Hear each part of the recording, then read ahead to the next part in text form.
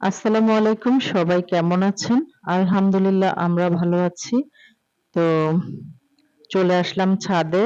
আজকে দেখাবো আমার আম ছাদে অনেকগুলা দেশি মুরগি আমি পালতেছি। তো মুরগিগুলা অনেক ছোট, ছোট ছিল, এখন বড় হয়ে গেছে। তো সকালবেলা প্রতিদিনের মতো আমি চলে আসি একবার খাবার দিতে। আবার বিকালেও মাঝে, মাঝে এসে খাবার দিয়ে যাই। তো এখন বিকালবেলা আসলাম। মুরগিরা খাবারের জন্য একদম অনেক লাফালাফি করতেছে আর দরজাটা খোলার আগেই সব মুরগি বের হয়ে যায়। তো আমি একটু ফাঁকা করে আগে খাবারটা ভিতরে দিয়ে দিব।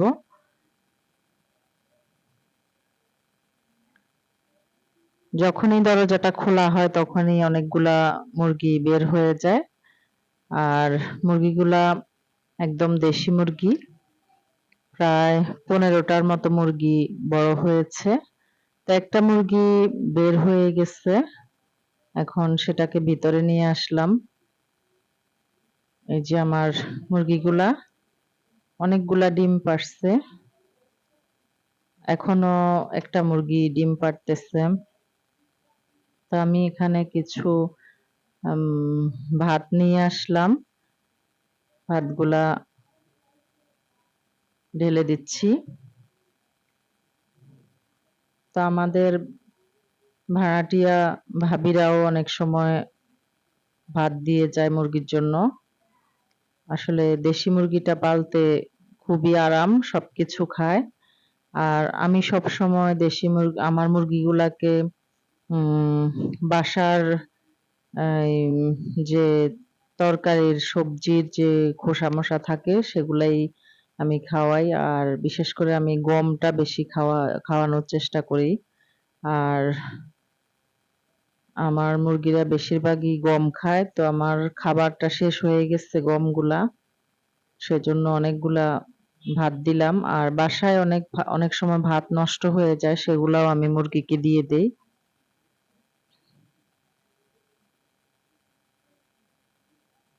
এদিকে আমার একটা মুরগি বাচ্চা দিয়েছে। ৪ টা বাচ্চা বড় হইছে। অনেকগুলা বাচ্চা ছিল, সবগুলা মারা গেছে। মাত্র ৪ টা বাচ্চা টিকে আছে। তো এই বাচ্চাগুলাও মাশাআল্লাহ বড় হয়ে গেছে। তো এখন খাবার-দাবার দিয়ে আমি আমার ছাদ বাগানটা দেখতেছি। অনেকদিন হয়েছে এই ছাদ বাগানটা পরিষ্কার করা হয় না। তো এটা হচ্ছে আমার ড্রাগন ফল গাছ। অনেক বড় হয়ে গেছে।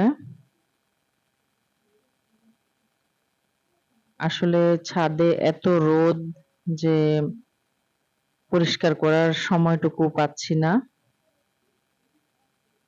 তো এখন অনেকগুলা বালতি খালি হয়ে গেছে। আমি সেগুলাতে আবার গাছ লাগিয়ে দিব। কয়েকদিন আগে বৃষ্টি হওয়াতে অনেকগুলা গাছ একদম নষ্ট হয়ে গেছে। অনেকগুলা বালতি খালি। এদিকে আমার একটা সফেদা গাছ আছে। এটাতে অনেক ফুল আসতেছে। বৃষ্টি হওয়াতে এখন আবার গাছটা নতুন পাতা এসেছে। তো ছাদটা আসলে অনেক নোংরা হয়ে গেছে। এখন একদিন সময় নিয়ে ভাবতেছি ছাদটা পরিষ্কার করতে হবে। তা আমার মতো আপনারাও এভাবে ছাদে একটা ছোট-মোটো করে ঘর বানিয়ে আম দেশি মুরগি পালতে পারেন। আসলে নিজেদের বাসায় খাওয়ার জন্য কিন্তু পালা হয় এই মুরগিটা। তো আমার মুরগির পাশাপাশি কবুতর আছে। ৩ জোড়া কবুতর। আর আমাদের ছাদে অনেকগুলা অ্যালোভেরার গাছ হইছে। তো এই হলো আমার ছাদ বাগান। আজকের মতো এখানেই বিদায়। সবাই ভালো থাকবেন। আল্লাহ হাফেজ।